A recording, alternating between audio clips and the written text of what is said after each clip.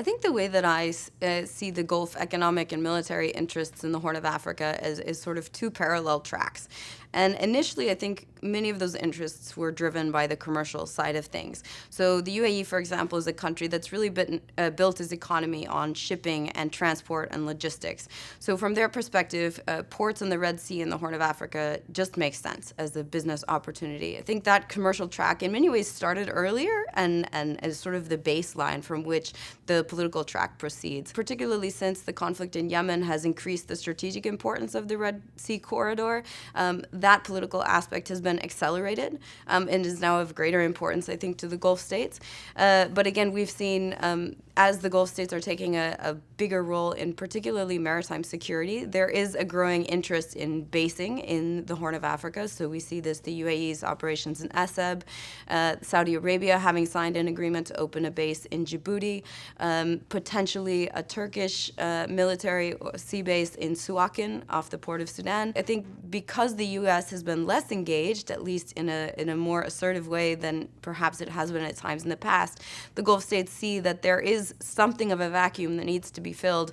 And because maritime security is such a vital interest to all of the Gulf states' economies, they're certainly interested in trying to fill it. Obviously, there are huge economic gains. I mean, the GCC comprises a number of cash-rich countries, and so it's a potential source of investment in the Horn of Africa. Africa continues to be a continent where we see some of the highest growth in the world, and some of those economic opportunities, I think, are attractive to countries in the Gulf, particularly where they have expertise, for example, in infrastructure development. So it's really an alignment that has come together, and more than ever, they are taking advantage of those opportunities. One interest definitely that is connected to food security for the Gulf countries. Therefore, huge investments in agricultural schemes in Ethiopia, but also in Sudan, were taking place in the last couple of years.